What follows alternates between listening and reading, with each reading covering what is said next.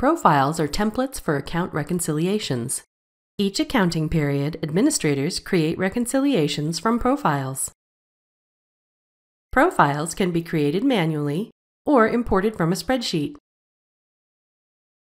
You access profiles from the application cluster.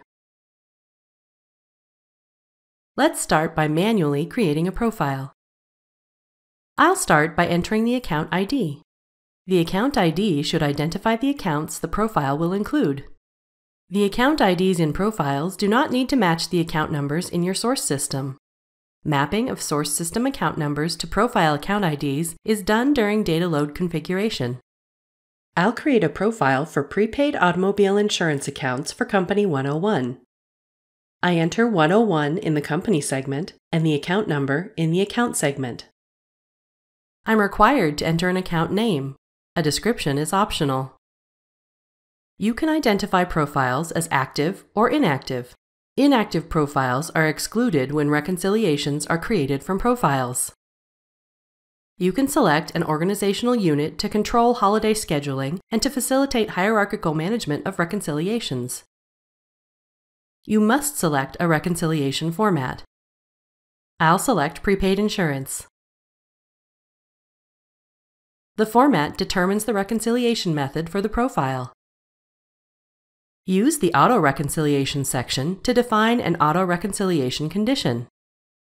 If the condition is met, the status of the reconciliation is automatically changed to closed.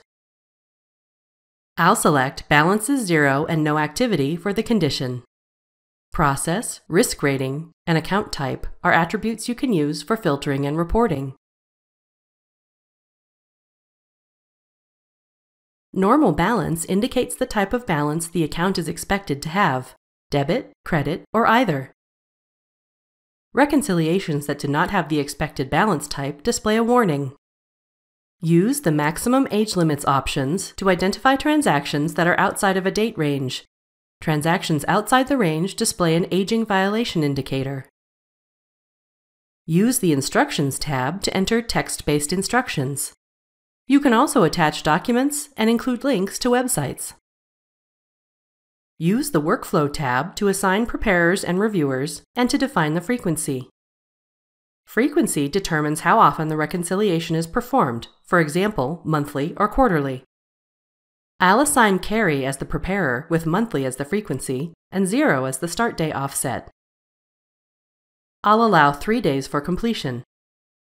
I'll assign Betty as a reviewer.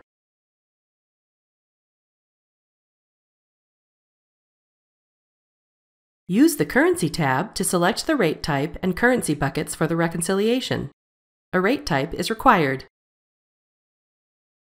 For this profile, I'll select US dollars for the entered currency and Euro for the functional currency. Amounts input in the entered bucket will automatically translate to euros in the functional bucket. I don't need a reporting currency bucket, so I'll disable it. Use the Access tab to assign commentator and viewer access to the reconciliations. You can assign teams as well as individuals. Use the Attributes tab to assign custom attributes to the profile.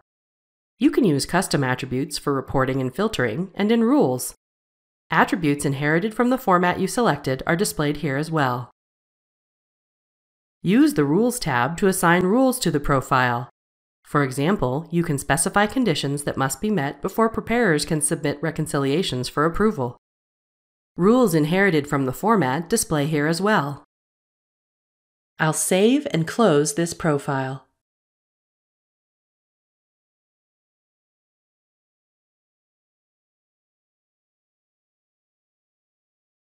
You can create profiles in a spreadsheet and then import them. The segment fields for each profile must form a unique account ID when combined. To ensure your file is formatted correctly, you can use the Actions menu to export some of your existing profiles to a spreadsheet file and then use that file as a starting point. You import profiles using the Import option. You can choose to replace all the information for the profiles or to update only the fields that have changes. You can select a date format and a file delimiter for the import file. Selecting the Other option for the file delimiter lets you specify any single character as the delimiter. I'll select a file to import. When the import is complete, a summary of the results is displayed.